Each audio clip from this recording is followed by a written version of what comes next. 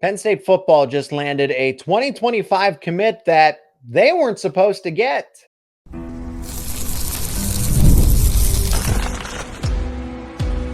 You are Locked On Nittany Lions, your daily podcast on the Penn State Nittany Lions. Part of the Locked On Podcast Network, your team every day. Well, Penn State pulls off somewhat of a shocker as just 24 hours before Max Granville announced his commitment, he was projected to go to Oklahoma, and Penn State is able to beat out some serious competition to get a highly touted 4-star edge defender. This is Locked On Nittany Lions. I'm your host, Seyko, and thanks so much for making us your first listen and watch every single day. We are free and available wherever you get your podcasts, including YouTube. Brian Smith, the Locked On Podcast Network recruiting expert, is back as we talk some Penn State football recruiting. Today's segment is brought to you by LinkedIn, the leaders in job recruiting. Since we are talking some recruiting these days, every new potential hire can feel like a high stakes wager for your small business. That's why LinkedIn Jobs helps you find the right people for your team faster and for free. Post your job for free at linkedin.com/lockedoncollege. Terms and conditions apply. And you can keep up with Brian. All of his socials and platforms will be linked down in the description. Penn State gets Max Granville for, depending on where you look, he's listed as an edge defender, defensive end, a linebacker. But at the end of the day, Penn State is getting a very versatile defender, just wreaks havoc on the defensive side of things. And Brian, Penn State was able to out-recruit Texas A&M, Oklahoma, where he was favored to land to, and the Nittany Lions get him. That is a major recruiting win for Penn State after all the ups and downs that they've had this offseason. It's wild because not long ago, you and I were talking about Penn State didn't have any D-line recruits. Mm-hmm. I mean, now they've got two, and this one is one of the fastest, most twitchy edge rushers in the country. He is shot out of a cannon. He's from the Houston area, which I'm sure the entire Penn State staff would like to infiltrate. And to be honest with you, it's just flat out working the competition. A&M, Oklahoma, those kind of schools, they have inroads into Houston. So for Penn State to win that, that's pretty unusual. This is a rare get for the Nittany Lions. And like you said, adding the fact that, hey, all these conversations that we've had leading up to all of this were that Penn State didn't have any defensive end commits, didn't have any edge defenders, and they go out and they get Cortez Harris, and then they get Max Granville. And that's what's all the more impressive is the fact that they got their priority targets. Granville, they're not settling here. Cortez Harris isn't Penn State settling. Max Granville is certainly not Penn State settling. So it's the fact that, okay, they've been cold. Brian, maybe all this time they've been patient. I understand Zahir Mathis is committed to Ohio State, but then they get him back on campus for an official visit. So they're at least in play for a potential flip. It is crazy to me how these things go from 0 to 100 in a matter of days. Late June every year, it's going to be the commitments. The kids want to take their visits. They want to have fun with the NIL visits because a lot of them get money just for going. Kids want to go and have fun with all the restaurants and all that. Now they're all popping. It's bizarre. Like every 5 minutes I hit refresh and somebody else is committed to a major program. So it is wild. And I've just stopped trying to understand it because I don't think there's a lot of logic to who commits where and when.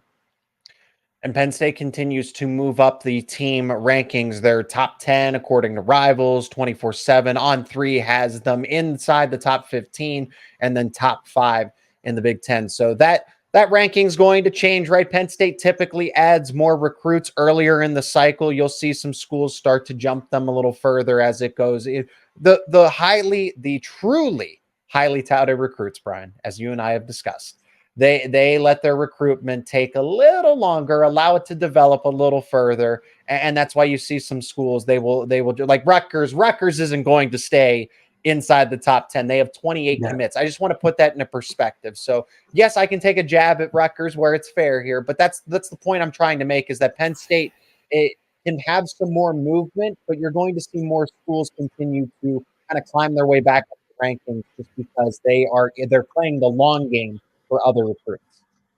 Yeah, if you win the battle in the end, that's what matters. Mm-hmm. Like Florida State has like 6 commitments right now. Georgia has a little over 10, but they're nowhere near done with their class. Some of these schools around the country, Penn State included, you got to wait on the kids that are elite. Whenever they commit's when they commit. As long as you get them to sign, though, that's what counts. So it's nice to have the lead or be a top 5 recruiting class now, but where are you in October, November, and especially December? But Penn State should be happy about this one. Penn State fans should be very happy about this one because Penn State was, I don't want to say that this, completely blindsided by this commitment, that they had no chance in this. Quietly, Max Granville was weighing his options, but it seemed like he was going to stay closer to home at the end of the day. And then out of nowhere, after you had the weekend where you had with so much activity, Cortez Harris is one of the edge defenders that is already committed. Deshaun Burnett could project as a defensive end, listed as a linebacker, probably projects as a defensive end. But now the defensive line is really starting to take suit here. And Brian, the conversation pivots back to Tom Allen's got to get to work. Deion Barnes is holding up his end of the bargain. Yeah, they've turned on the switch there at defensive end. Linebacker, obviously they've got some kids committed. Maybe the only thing left is getting a D tackle, like a big time guy. They're very hard to get. But Penn State is slowly but surely building a top class. I think it's got a pretty good chance to finish in the top 10, depending on a couple key recruitments. But, there's still plenty of time. We're in June. Mm-hmm. We're 5.5 months from signing day. So I'm not worried as much as some fans might be. I look at this from a long-term perspective, though. To put it further into perspective of how Penn State came from behind and won this recruitment battle, On 3, and one of their leading experts, and Steve Wiltfong, predicted Granville to go to Oklahoma. And then about a day later, Granville commits to Penn State. That is a major win for Deion Barnes because, again, they prioritized him. He was one of their top edge defenders on their recruiting board, and they get him for the class of 2025. Now we're going to look forward a year later, 2026. Dia Bell goes to Texas. What's Penn State going to do now? They're in pretty good standing, so good of a standing that they have some new projections for one of the top 10 quarterbacks in the class of 2026. We'll discuss that more coming up after a word from our sponsors. And this recruiting update is brought to you by FanDuel, the official sportsbook of Locked On. I love sports just like all of you. I love them so much that I never want them to stop. But as the playoffs wind down, we get fewer games and the sports aren't exactly sportsing like I want them to. But FanDuel lets me keep the sports going whenever I want. All I have to do is open up the app, go to the website, and dream up bets anytime I'm in the mood. And this summer, FanDuel is hooking up all customers. That's right, each and every one of its customers with a boost or a bonus daily. That's right. There's something for everyone every day, all summer long.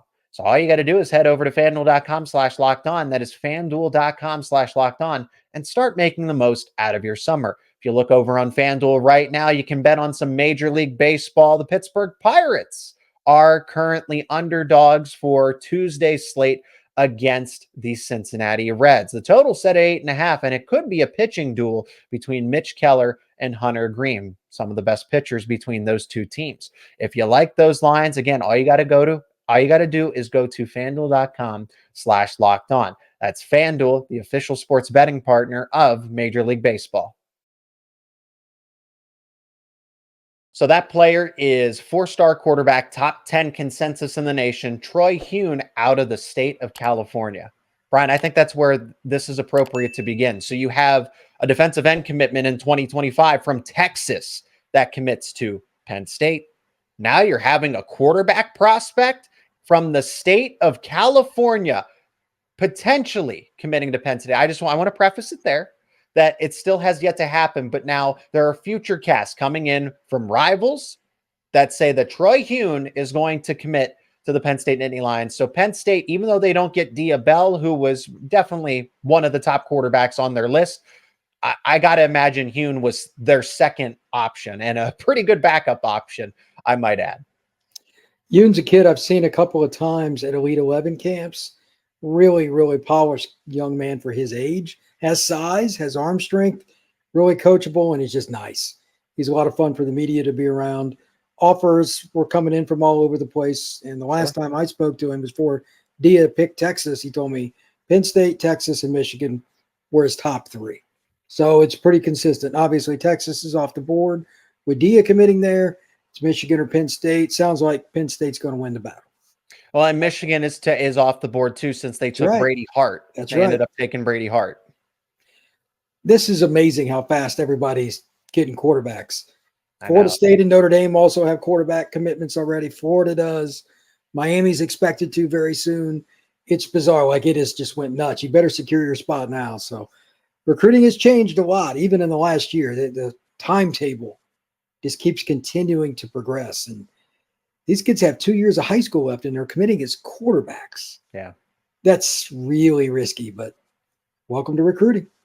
Well, and just that right there, Brian, the tempo has increased. We saw all of these dominoes fall, just mentioning Brady Hart, Dia Bell in this class, and Michigan and Texas. Out of his 3 that he told you personally, and probably told other recruiting experts as well, that Penn State, well, Michigan and Texas are off the board for him, then you got to make a decision pretty quickly if you want to latch on to a prestigious program, or if you want to kind of wait it out when all these other quarterbacks are verbally committed to that respective team. And Penn State's kind of in the same situation. So there's kind of like a mutual understanding here. Hey, I want to land with a quality program if I'm Troy Huhn, and Penn State says, we want a quality quarterback because we need to look towards the future here after Drew Aller and Bo Prabula are getting ready to be on their way out, since they, seniority. They're going to be done here pretty soon. Yeah, they're to the point now.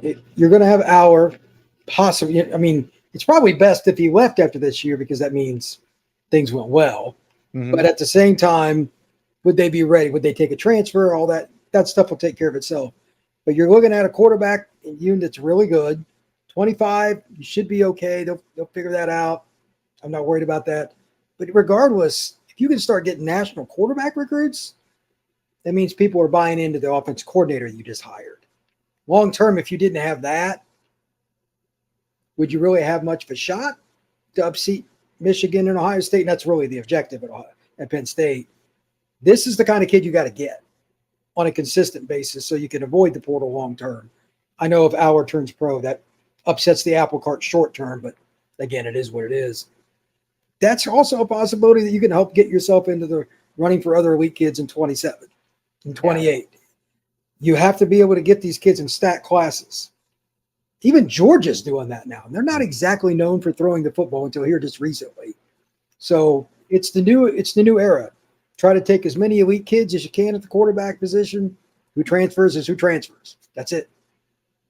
Yeah, survival of the fittest here. And Troy Huhn certainly fits the bill with his recruiting prowess already. Again, lowest ranking is number 12 in the nation, according to 24/7 Sports, but he slots in at number 7 when you look at the consensus rankings. 6'3", just under 200 pounds. Brian, how should Penn State fans, what can make them feel a little more secure about this? Because Dia Bell seemed to be, and again, we're still speaking a little bit, we're prefacing all of this, still speaking hypothetically, but it's good that Penn State, all the signs are pointing for Hune to commit to Penn State. So if and when he does, what is Penn State getting from Hune how does he compare to Dia Bell, who was their other top quarterback, is what I'm asking. Top quarterback target is what I'm asking here. They're actually very similar players. Dia and him are similar height and weight.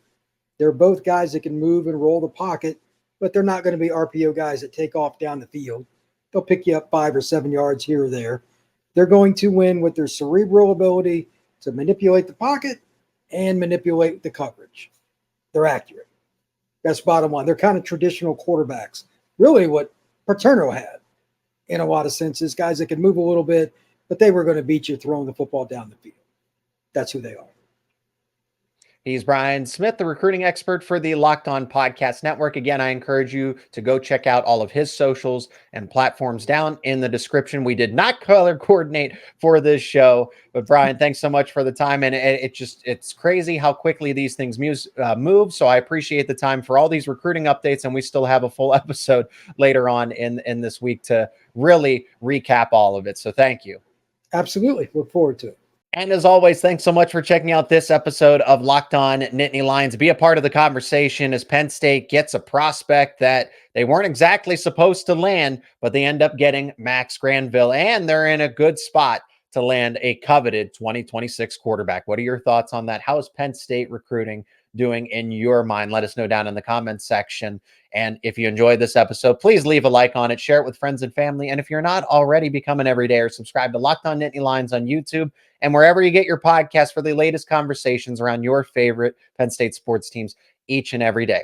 And of course, don't forget, Locked On has launched the first ever national sports 24/7 streaming channel on YouTube, and now it's available on Amazon Fire TV in the free Fire TV channels app. Locked On Sports Today is here for you 24/7, covering the top sports stories of the day with the local experts of Locked On, plus the national shows covering each and every league. You can find Locked On Sports Today now available on YouTube and the free Fire TV channels app.